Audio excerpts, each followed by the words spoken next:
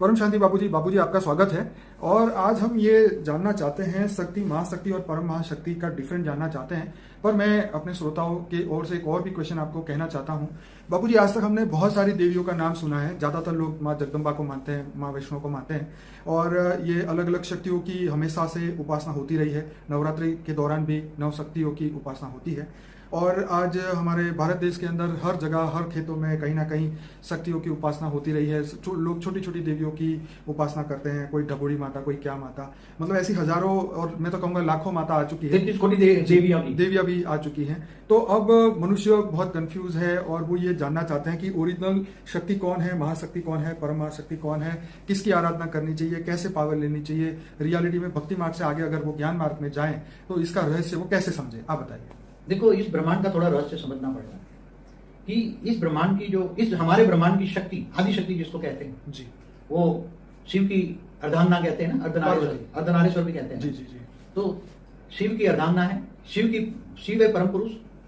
शिव आकारी शिव की बात करता हूँ, निराकार शिव की बात नहीं करता। ठीक है। निराकार शिव तो परमधाम में रहकर वो निराकार से आकारी बना। ठीक है। आकारी शिव ने अपने अंदर से शक्ति निकाली। ठीक है। तो वो शक्ति जिसने ब्रह्मा विष्णु शंकर की रचना की, ठीक है, और वो शक्ति जो शिवपुरी में रहती है, ऊपर ब्रह्मापुरी, विष्णुपुरी, शिवपुरी से ऊपर रहती है, और वो शक्ति ब्रह्मा विष्णु शंकर द्वारा काम कराती है। ब्रह्मा द्वारा सृजन, विष्णु द्वारा पालना और शंकर द्वारा काम कराती है। पूरे ब्रह्मांड का सृजन, मतलब वो कंट्रोल करती है। जब तीन देव बोलते हैं, ब्रह्मा विष्णु शंकर तीन देव कहते हैं।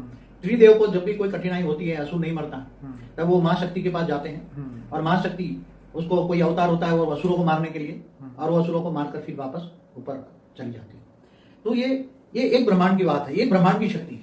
ऐसी तरह महाशक्ति, तो महाशक्ति महाब्रह्मांड माना गैलेक्सी, आकाश गंगा की कंट्रोलिंग पावर माँ है। महाशक्ति माना महाब्रह्मांड, माना गैलेक्सी, माना आकाश गंगा की माँ है।